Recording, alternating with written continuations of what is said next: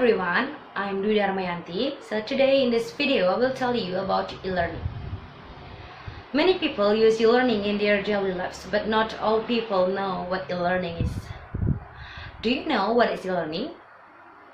Yes, e-learning is learning which conducted via electronic, typically on the internet. When we talk about e-learning, we also think about synchronous and asynchronous. So, synchronous means that things are happening at the same time. For example, if the teacher is in New York but students are in Bali, they still can communicate each other at the same time with the same frame through video calls, live reports, or nothing else. It is different with asynchronous, which means that things are happening at a different time.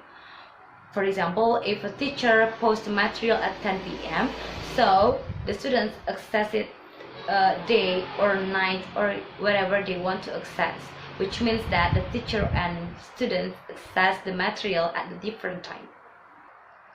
Next is about LMS or Learning Management System. So LMS is a software application that is used to deliver online training. There are 8 basic features of an LMS. The first one is announcement. Announcement is the place where the teacher puts some information to the class. The second one is syllabus. Syllabus is an essential component of the course environment. It provides structure for the course and outline course expectation. And then the third basic features is online lesson. So, online lesson replace the lectures and then discussion and activities that may take place in the class. Online lesson should lead the students through the course learning outcomes. The fourth one is discussion forum. So, students go to discussion forum to participate in the class discussion. The fifth one is Dropbox or assignment upload. So, a Dropbox is a digital space in which documents and then presentation, links to website and more can be uploaded by students and accessed by the teacher.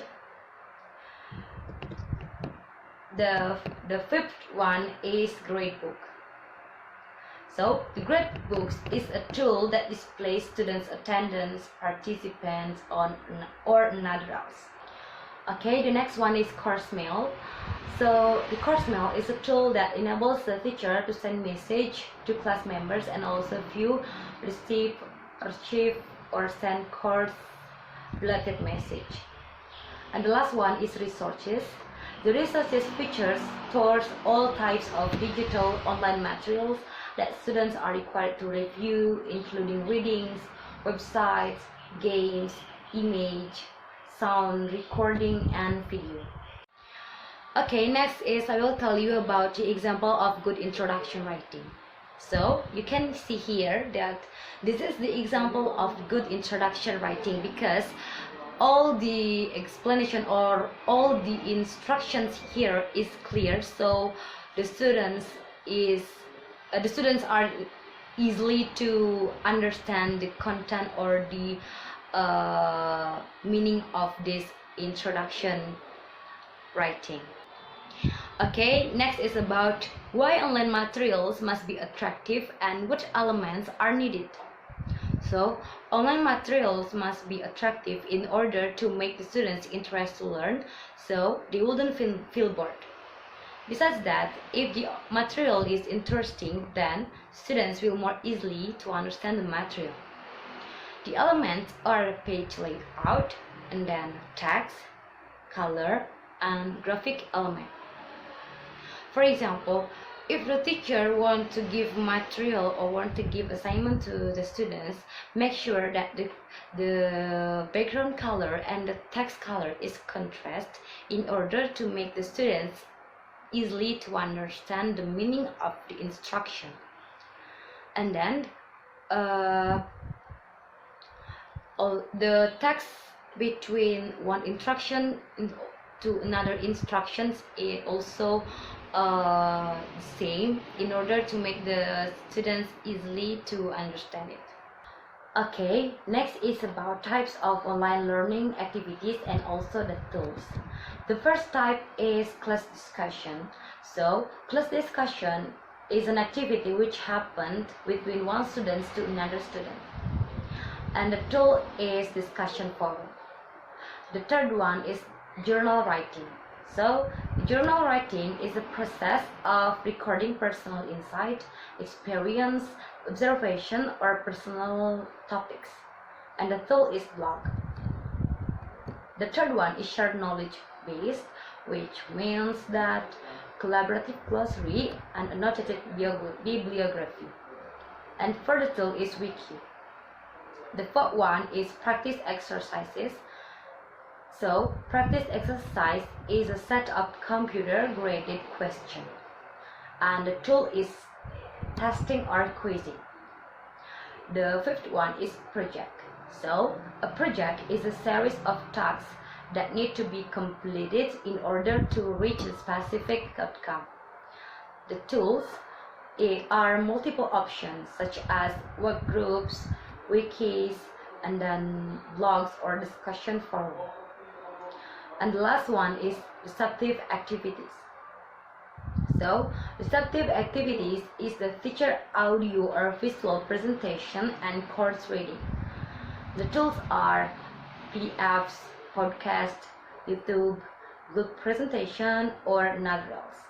Okay, the next is how does the teacher optimize discussion if the online discussion may not work well? So, the teacher can do several ways to optimize online discussion.